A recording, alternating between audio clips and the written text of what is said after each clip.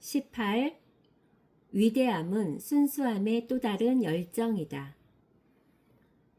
위대함은 과연 어떤 사람에게 불리울까요?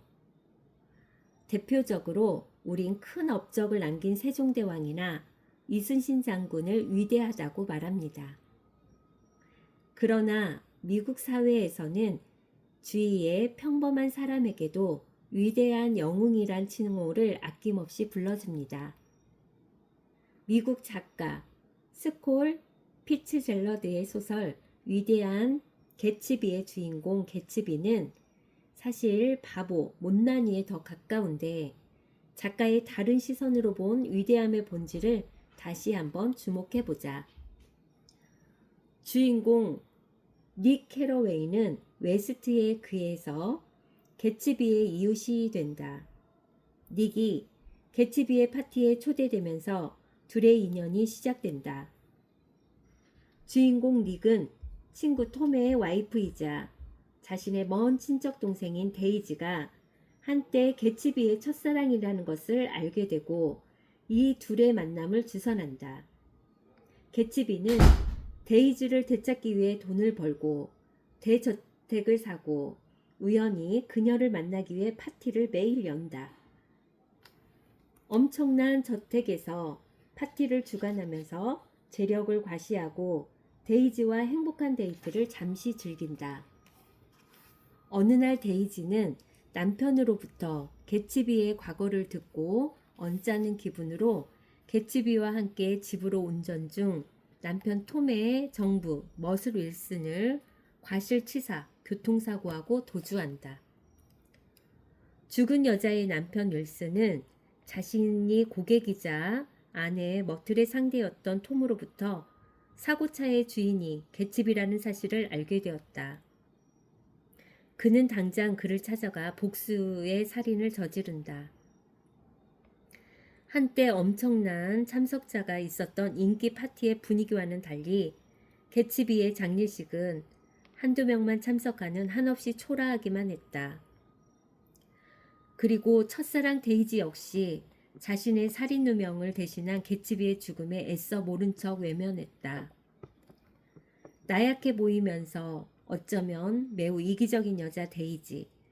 그러나 개츠비는 왜 위대할까? 처음에는 그냥 통속적인 소설 같은 느낌을 주기도 하였다. 사람을 위해 수단 방법을 가리지 않고 부를 이루고 사랑을 찾아가지만 그 사랑은 자신을 배반했다. 하지만 개츠비는 그 사랑 때문에 죽고 만다. 한 여자를 위해 그런 노력을 하고 그녀의 과실치사를 자신의 과실로 조작하여 희생이 같다는 결심을 할 수 있는 용기. 어쩌면 진짜 위대한 남자라고도 할 수 있다. 하지만 개츠비에게는 여전히 연민의 감정이 남고 저자가 사용한 위대함의 의미는 반어법이 아닐까 하는 의구심마저 든다. 남자에게 여자란 과연 어떤 의미일까? 생명을 다 바쳐도 진실로 아깝지 않은 존재일까? 20년대 이상을 잃어버린 미국인들의 삶 속에 어쩌면 개츠비는 자신의 이상을 향해 순수하게 달려나간 인물로서 잃어버린 순수를 찾아주는 그런 인물은 아니었을까?